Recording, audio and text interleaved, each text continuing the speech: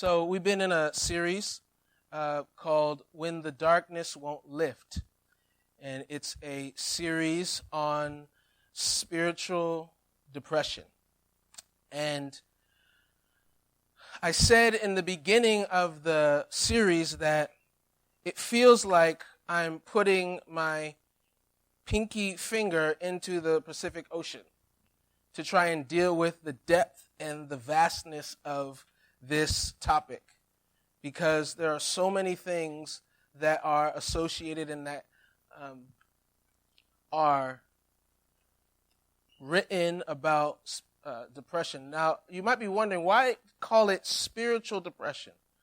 Because it sounds like, if I'm saying spiritual depression, it sounds like I'm saying that there are no other elements, physical, chemical, psychological, and that's not what I'm getting at. Edward Welch, who is a Christian psychologist, he wrote about a book about depression, and one of the things that he said about spiritual depression, now that term did not come from me. It's actually a term that's coined by Martin Lloyd-Jones, who preached a series of messages on spiritual depression.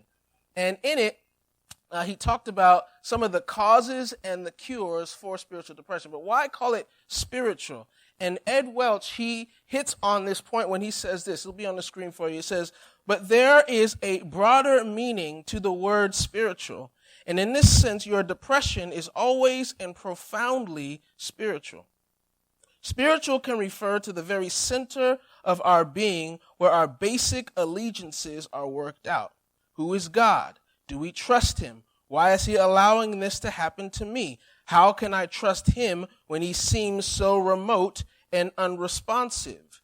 These are spiritual questions that in many ways identify us as human beings.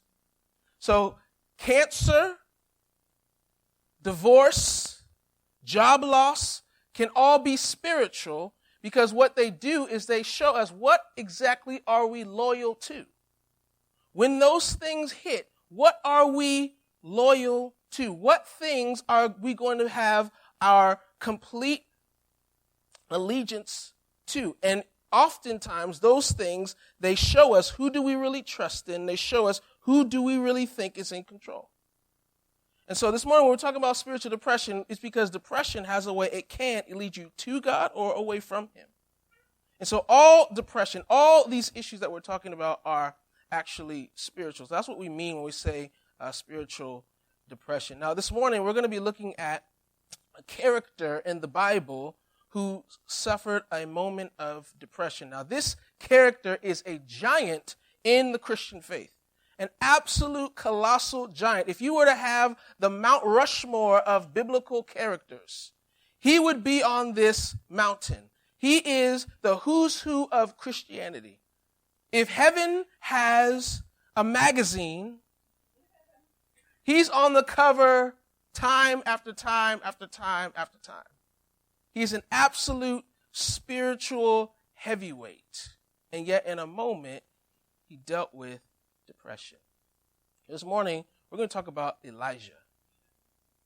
And we're going to see that Elijah, in a moment, dealt with depression. Now, I want to catch you up to speed. If you maybe you've never heard of him, we're going to end up in 1 Kings 19. But I want to show you how we get to 1 Kings 19, a little bit about Elijah and who he was. Now, Elijah was a prophet of God.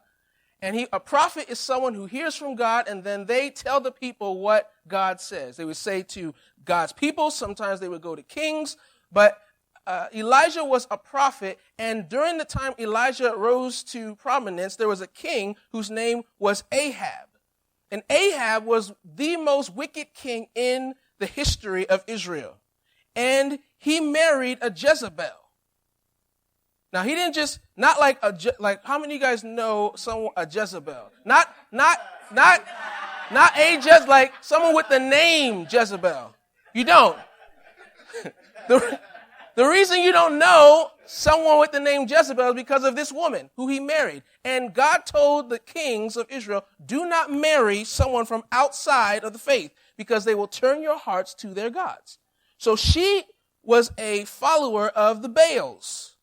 And so, of course, she marries Ahab, and what does Ahab do? starts worshiping the Baals, and now all of Israel is worshiping the Baals. So God sends Elijah to Ahab, and he walks into his chambers, and he says to him, because you're following the Baals, I'm going to make it so it doesn't rain for 3 years. I'm going to turn the faucet off. No more rain until I say it comes back on. Now, this is a direct challenge because Baal was the god of fertility. And so they believed that Baal controlled the rain, controlled the wind, controlled all the crops. And so for him to say, I'm going to make it so it doesn't rain, they're like, wait a minute, I thought Baal was in charge of that. And so he says, no, for 3 years, this is what's going to happen. How do you think Ahab responded? Not favorably, wanted to kill him. And so God says, I'm going to hide you. So he gives him this secret location, and Elijah goes off, and he's hidden there. Nobody can find him. It's like the Bat Cave. Nobody knows where it is. And while he's there, God provides miraculously for him. Everybody's looking for him. Ahab is going to other countries like, do you have Elijah here? And they're like, we ain't seen him. He got spies going on. Where is Elijah?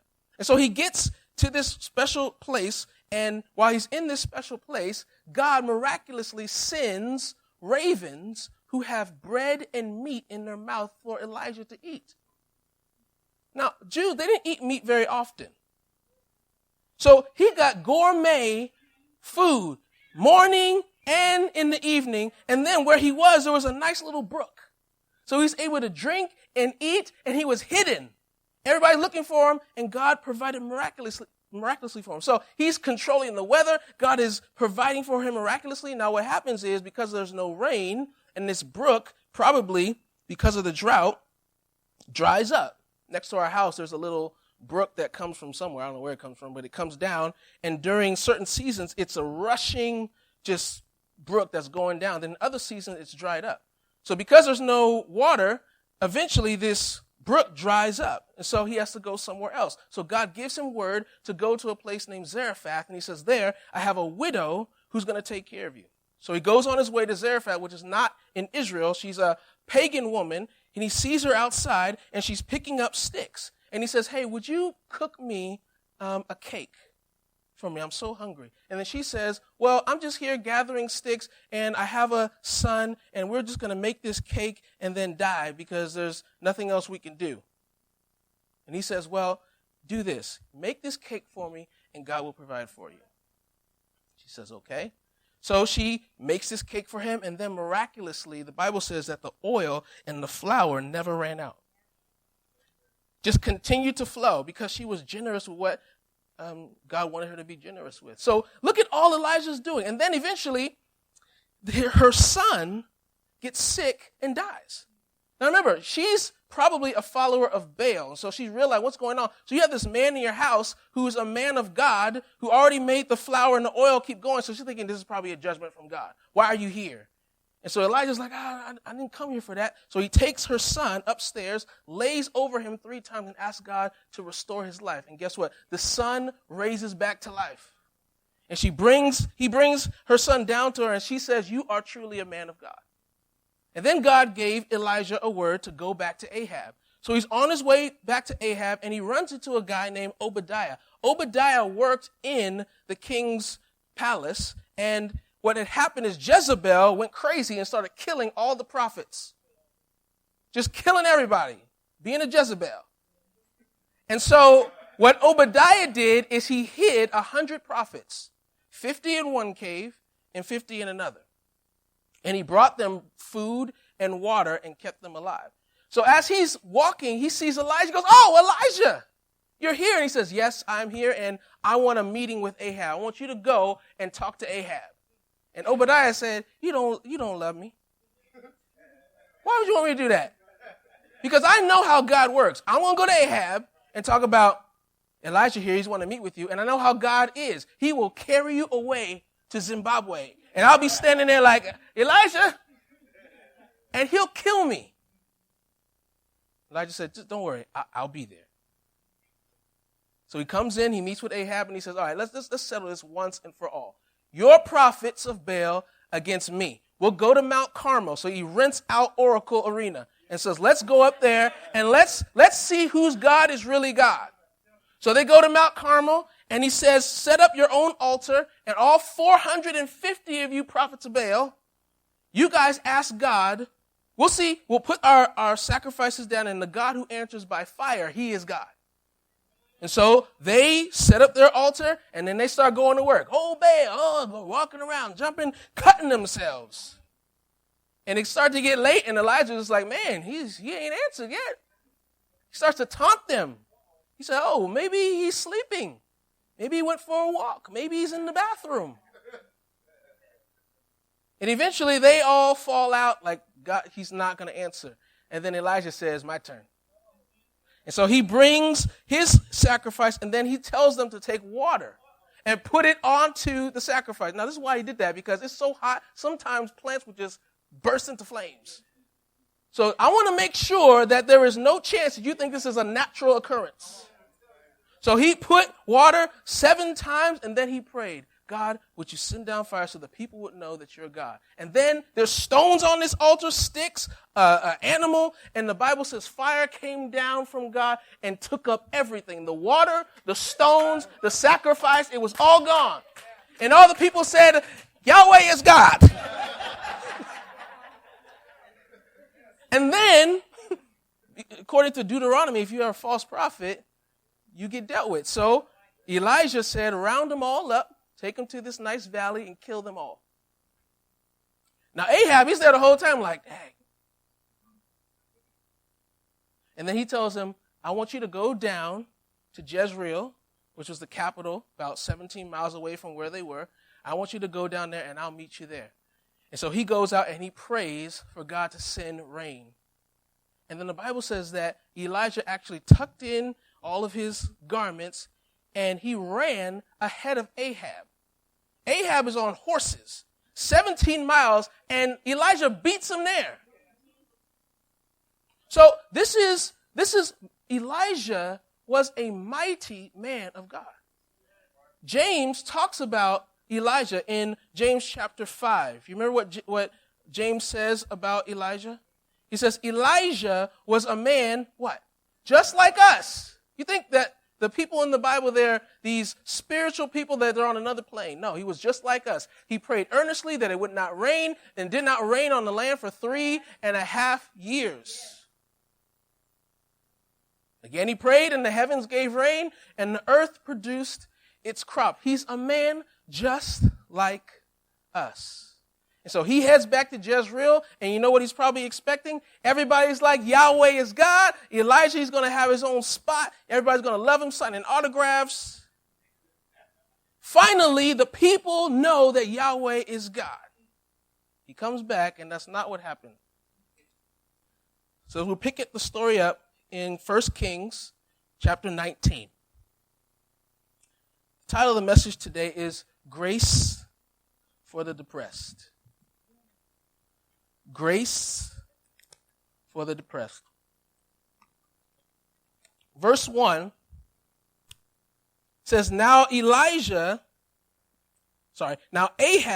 told Jezebel everything Elijah had done and how he had killed all the prophets with the sword. So Ahab goes home and tattletales. So Jezebel sent a messenger to Elijah to say, May the gods deal with me, be it ever so severely, if by this time tomorrow I do not make your life like one of them. Elijah was afraid and ran for his life. When he came to Beersheba in Judah, he left his servant there, while he himself went on a day's journey into the desert. He came to a broom tree, sat down under it, and prayed that he might die. I have had enough, Lord. He said, Take my life. I am no better than my ancestors. Then he lay down under the tree and fell asleep. So I want to talk to you about 5 things that you need to be aware of. You need to be aware of these 5 things as it relates to spiritual depression. Now, when Elijah comes back to Jezreel, he's expecting something different than what he actually experienced. When he comes back, he has Jezebel saying, I'm going to kill you. And what does it say happened? He was afraid and ran for his life. Now, the first thing you need to be aware of, you need to be aware of the moments after victory. You need to be aware of the moments after victory. Elijah had just experienced probably the greatest victory of his life, one of the most great victories of Israel. And what ends up happening is what he thought was going to happen didn't happen. And it's in these moments after something great happens that often you are most susceptible to depression. It's in the moments after victory that you need to be careful. Because in those moments, your guard is down. In those moments, you feel like I've fallen from such a high place. Now, one of the things that I think with my son is, this is the first year I think that he realized what Christmas was. So, years before, he didn't really understand Christmas. But this year, he understood Christmas. And so we had the gifts out, and he would go into a gift. Oh, that's so cool! Oh, that's so cool, Daddy! And he was just going through the gifts, just going through. And then he went through a billion gifts. Then he gets to the end, all the gifts are gone. And then he says, Daddy, where are the rest of the gifts? I said, that's it, son. That's all the gifts. Now look what you get to play with. There's all this stuff over there. I want to open more gifts. I said, son, but look at all that you have. He said, but I want to open more gifts. He's trying to open other people's gifts. And eventually, why not? Now, it's Christmas. You don't want to spank your kid. You don't want to do that on Christmas. But I said, I will take everything back. Because one moment he's happy and he's excited, and then the next moment, because of the presents are gone, he's down in the dumps. Isn't that just how we are? We're in this place, everything's going great, and then one thing goes wrong, and then everything's gone. You ever heard of postpartum depression? After one of the most beautiful moments of your life, having a child, moments after, there's the baby blues. Happens for all kinds of different reasons that are physical and psychological. But the point is, you would think after a great moment that there would be some joy, there would be some excitement. But yet that's not what happens. So you need to beware of the moments right after victory, because those are the moments that you are often most susceptible to depression. But the second thing you need to beware of is beware of isolation. Beware of isolation. Did you notice in verse 3? Elijah was afraid and ran for his life when he came to Beersheba in Judah. So Jezreel in northern Israel is about 100 miles away from Beersheba. So he's really trying to get away from Jezebel.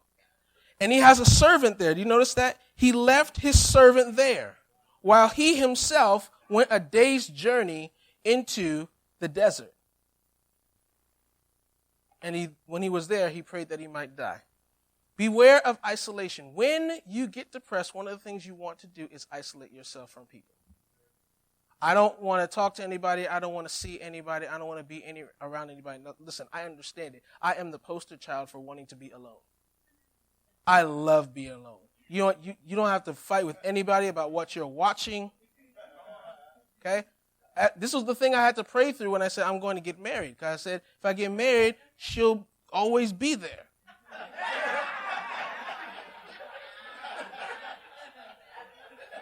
And I know she want to be around me. I won't. And then you have kids, and they'll want to always be around. I can't isolate myself, so the Lord had to say, if you're going to get married, you got to know you can't be. So at home, I was always in my room. I didn't like to be around other people. So I understand wanting to be alone. But being alone is sometimes one of the most dangerous things you can do when you're depressed. David Pallison wrote about isolation, and he said it's in a secret garden. When you have a secret garden, an area of your life where it's closed off and it's by itself, it's where things grow mutant. So this idea of, I'm just going to go and be by myself because that's what I need to do is wrong. Because you notice when he got there, he got under this broom tree, sat down and prayed that he might die. So now he's so down that he's thinking, I just want to end it all. Enough is enough. And if he had his servant there, his servant might have been able to say, no, look at what God has done. No, look at who you are. No, this is not the way you need to go. Do not isolate yourself when you are depressed.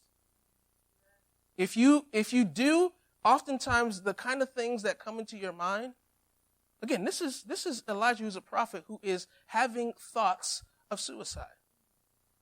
I want to just say this because this is a real issue. I don't want, sometimes at church we're very fake and we don't talk sometimes about real issues. But I'm telling you, I've heard stories. People talk to me about what's happening in schools now. People who work in schools who have talked to me and said, you would not imagine how many people attempt suicide. Because they get in this moment where they feel like they're hopeless. It's a serious issue, and it's a serious issue that we need to look at in the church. But I do want to say this to you. Here is a man of God who those thoughts are entering into his mind. And so don't think that because I'm saved, because I go to church, these kind of thoughts can never enter my mind. They are demonic, and the devil wants you to kill yourself. It is a lie. And if you're ever feeling like that, find help. Again, we're not going to stay on that too long, but I just want to say that is a real danger of isolation. Number 3, you need to beware of inattention to your physical needs. Look at verse 5 again in the following. Then he lay down under the tree and fell asleep. All at once, an angel touched him and said, "Get up and eat."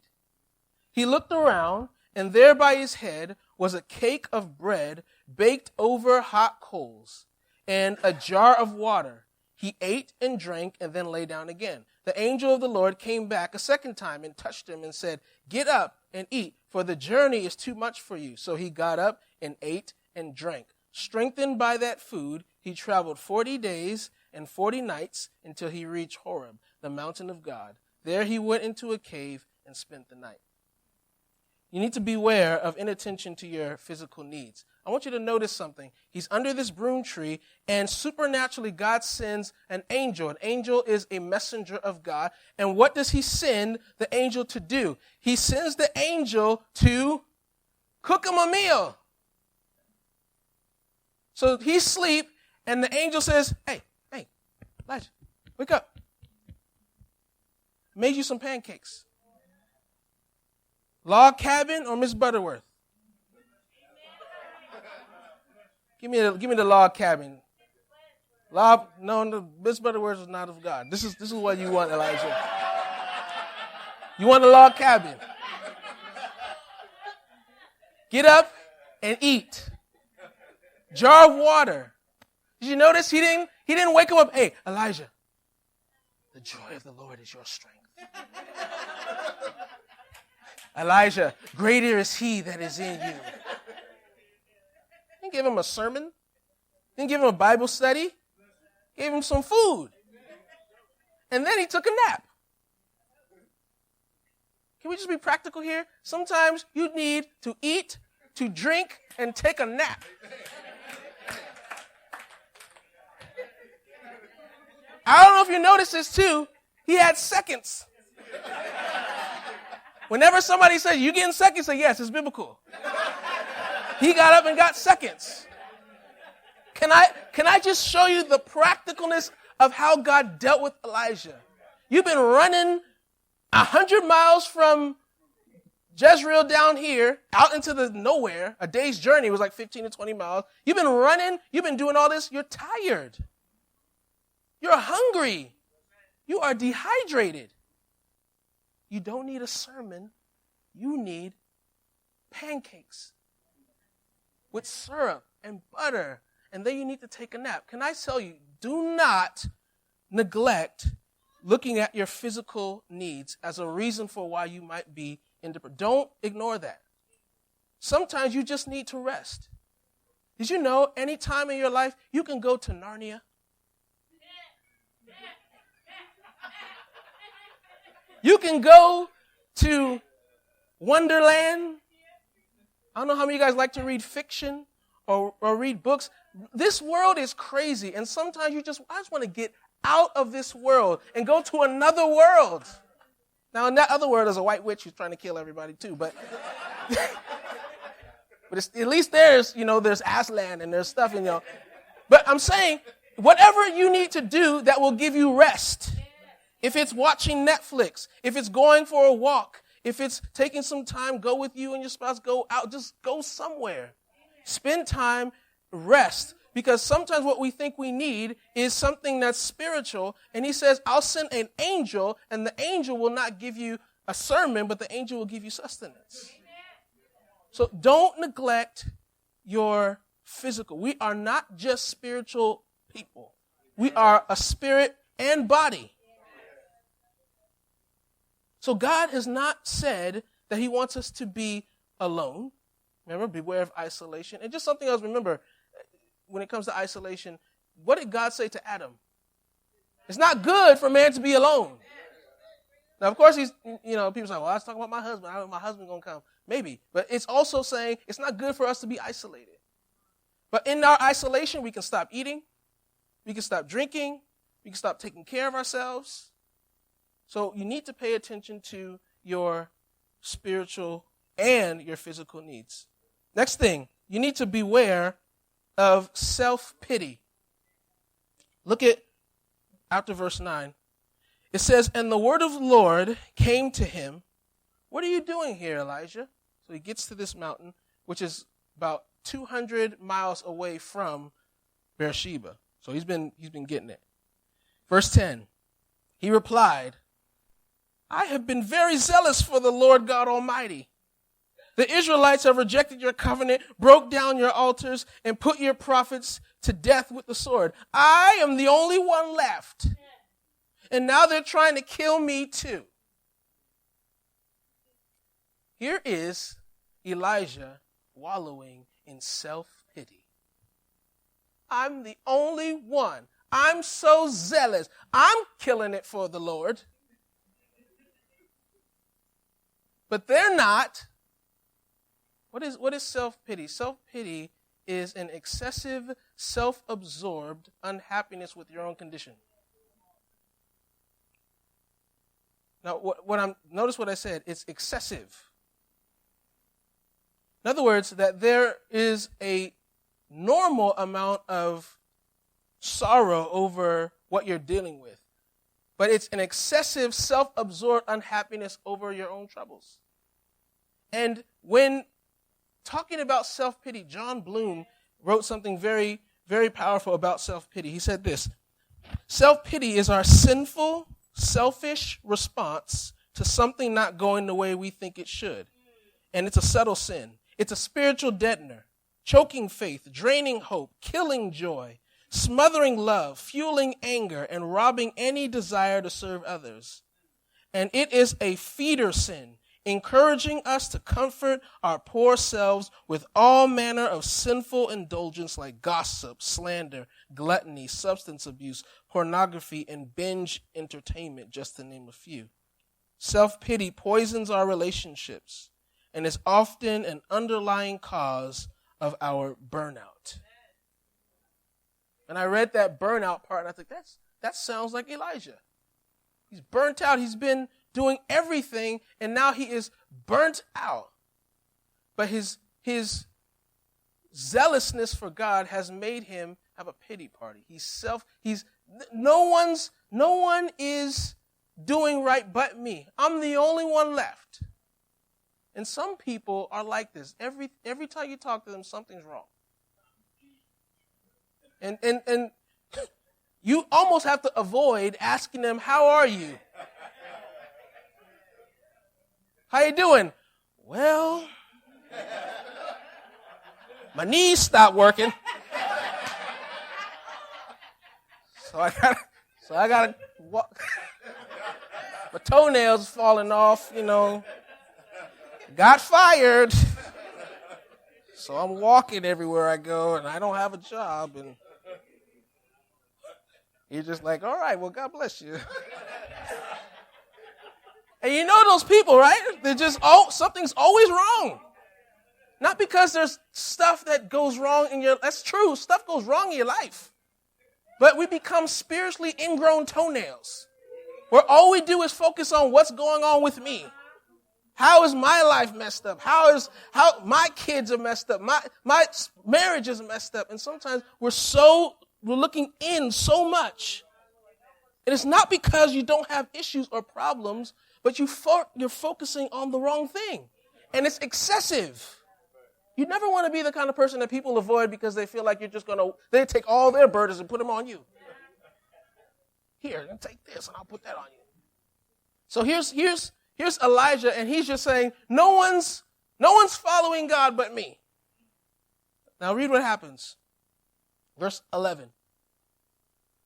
The Lord said, go out and stand on the mountain in the presence of the Lord, for the Lord is about to pass by.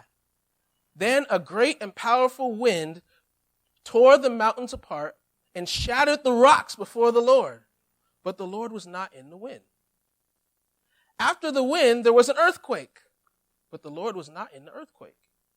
After the earthquake came a fire, but the Lord was not in the fire. And after the fire came a gentle whisper. When Elijah heard it, he pulled his cloak over his face and went out and stood at the mouth of the cave. Then a voice said to him, what are you doing here, Elijah? These powerful moments, these elements, these crazy things happening on this mountain. And he asked him again, Elijah, why are you here? I've been very zealous for the Lord God Almighty. The Israelites have rejected your covenant, broken down your altars, and put your prophets to death with the sword. I'm the only one left, and now they're trying to kill me too. You saw all of that, and you're just going to say the exact same thing? Some people, no matter what you show them, they will stay in that self-pity.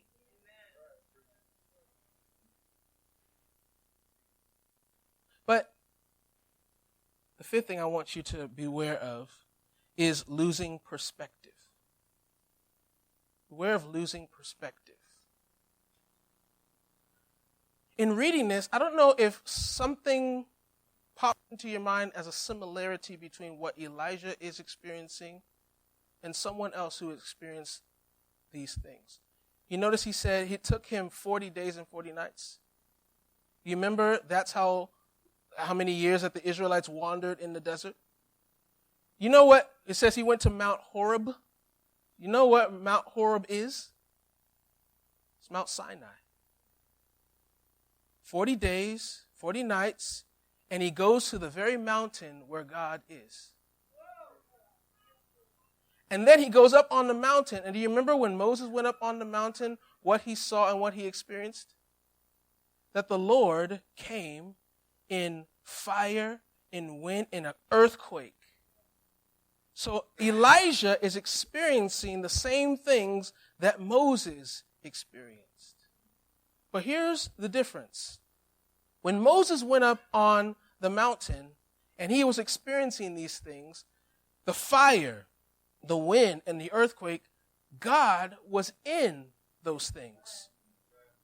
Those were things that God was in. So when Moses experienced those things, they were God in those things. But here, it tells us that when this powerful wind came and this earthquake and this fire came, that the Lord was not in any of them. All of these pictures, all these things are pictures of the powerful presence of God, but he wasn't in any of them. It wasn't until the small, gentle whisper that he realized this was God. Now, here's something I want us to key in on because I think it's extremely important. What was God trying to communicate to Elijah? You see, in the past, if you saw fire on a mountain and a wind and earthquake, this was how God moved. He's saying to Elijah, you think you know how I'm going to move and how I'm going to speak. But I'm not in the wind, I'm not in the earthquake, I'm not in the fire. It was in this gentle whisper. And so the way you thought I was going to come and speak is different. Do not think you can box me in and say that this is how God always moves. This is how God always acts. You don't know that. Elijah, you have lost perspective. And notice in here when he says, I have been very zealous for the Lord Almighty. The Israelites have rejected your covenant, broke down your altars, and put your prophets to death by the sword. I'm the only one left, and now they are trying to kill me. And God is going to just correct him. What is God doing?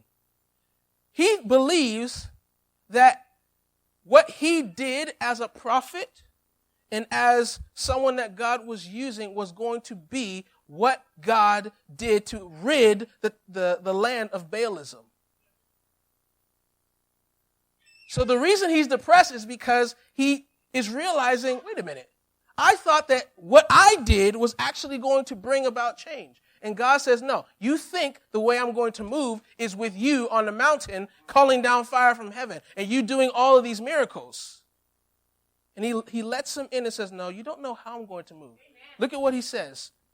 In verse 15, the Lord said to him, go back the way you came and go to the desert of Damascus. When you get there, anoint Hazael king over Aram. Also anoint Jehu, son of Nimshi, king over Israel, and anoint Elisha, the son of Shaphat, from Abel Mahaloah, to succeed you as prophet. Jehu will put to death any who escape the sword of Hazael, and Elisha will put to death any who escape the sword of Jehu. What's he saying? You think you're going to be the one that rids Israel of Baalism, but actually I'm going to raise up these three people to do it. And later on, what you'll see, if you read in 2 Kings, Jehu kills a bunch of the prophets. You can read it in 2 Kings chapter 10. It's an amazing story. And how God rids Israel of idol worship is not primarily and only through Elijah, but through these others. And so Elijah is being given the perspective that he needs to have, and that is, you don't know what I'm doing, and you don't know how I'm going to move. You need to trust me. You need to have the right perspective. Because you've lost it, Elijah. And by the way, Elijah, you said, I'm the only one. Look at what he says, verse 18. Yet I reserve 7,000 in Israel, all whose knees have not bowed down to Baal, and all whose mouths have not kissed him. By the way, you thought you were alone. You thought I didn't have a remnant? I do. That number, 7,000, you see 7 in the scriptures, it represents completeness or wholeness. He said, now remember, Elijah knew this too. Remember Obadiah? He had hid a couple of the prophets. So his perspective is all messed up. I'm the only one. Like, no, you know that there are at least 50 others. 100 others. But God says to him, I just want to let you know. You didn't know that behind the scenes I had 7,000 people that are committed to me. And God, he often does his best work behind the scenes. And this is what is great about God and also what frustrates me about God, is that he doesn't always show you or tell you what he's doing. One of my favorite movies is Ocean's 11. And the reason I love Ocean's 11 is because as you're watching this movie, they're trying to steal from Terry Benedict, who has this casino. And the whole time you're watching, you're believing one thing is going on. But something else is going on behind the scenes that you don't really realize. And it's not until the end of the movie that they reveal to you what they were really doing. And then they go back. And then you watch what was happening through the lens of what you now know after seeing the end. And now as you're watching, you go, oh, I see what you were doing there. I see why you did that. And with God, he's the one, he's at the end of the movie. He's at the outside of the movie, and we're in the movie, and we believe, well, we see what's happening before us, and it's all hopeless. God says, I'm outside the movie, I'm controlling, and you don't know what I have in store. You don't know what I'm planning. So God, he often does his best work behind the scenes. Your perspective has to change. And we have to stop promoting this idea that if people in the Bible, they were always tracking with God and knew what he was doing and were always full of faith because they saw these great things.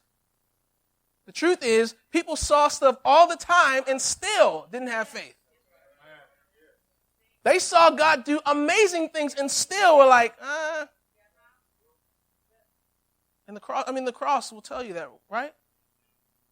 Jesus on the cross. What were the disciples doing? As he was dying on the cross, they were not saying, whew, they don't know, Sunday's coming.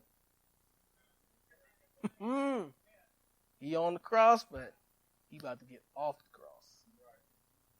They didn't know that. They're hiding. Hey, bro, lock the door, lock the door. They went back fishing. And God, he had told them, hey, the Son of Man is going to be betrayed. They're going to flog him. They're going to kill him. He's going to die, but then on the third day, he's going to rise from the dead. And they're like, what does this mean? What is he? I don't get it. And he dealt with this all the time with the disciples. He told them, beware of the yeast of the Pharisees. What he was saying is beware of their teaching. Beware the yeast of the Pharisees. And they said, it's because we didn't have any bread. And Jesus is like, Father, can we enact plan B? He worked with disciples who did not get it. They did not understand. They would hear directly what God was going to do and still didn't know. If you think they're different from us, you got it wrong. You doubt. You struggle. You think, well, if I was just there and I just saw God do it. No. You figure out a way to doubt. Because that's how we are. Because we lose perspective. They didn't get it. Let me end by showing you God's grace. God's grace to the depressed. 5 ways that he showed it. Number 1, he warned him. He warned him. Remember back when Jezebel said, I'm going to kill you, Elijah?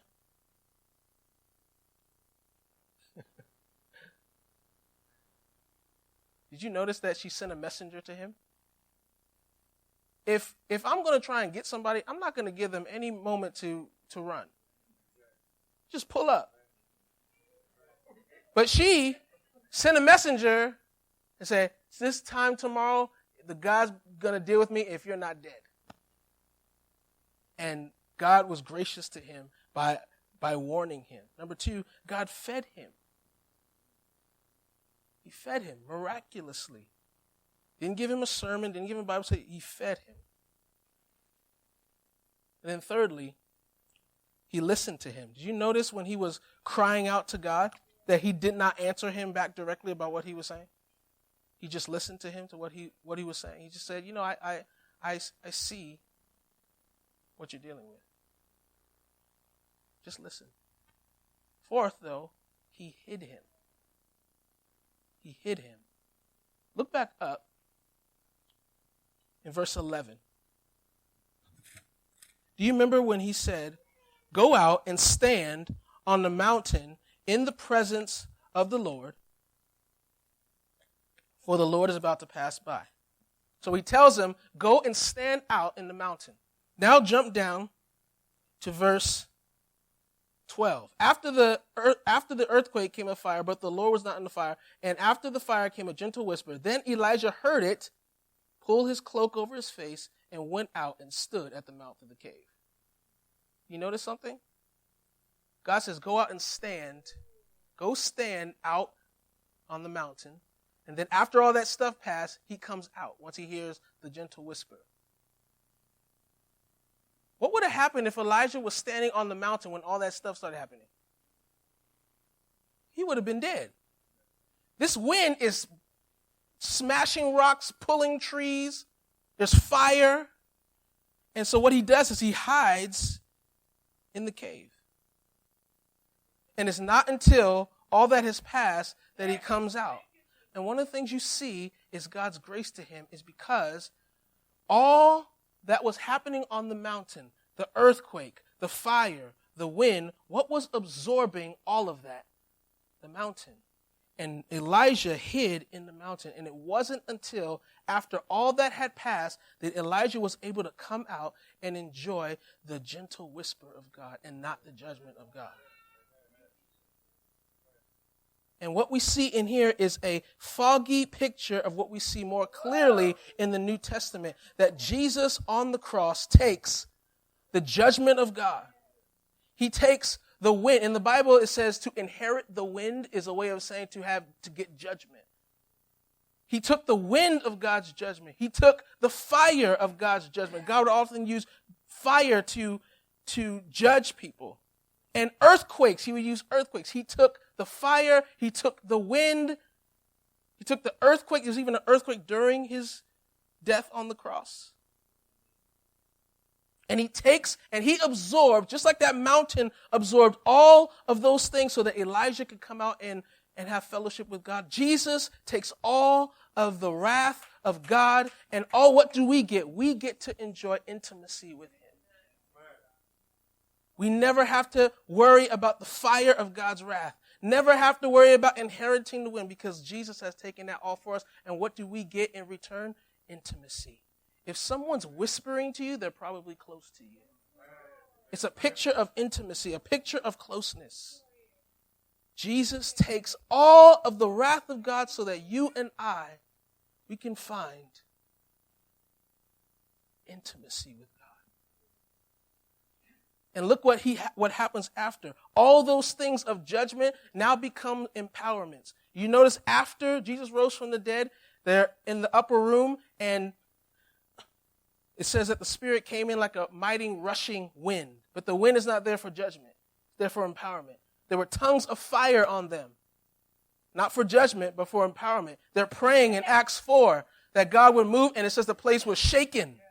But not for judgment, but for boldness and courage.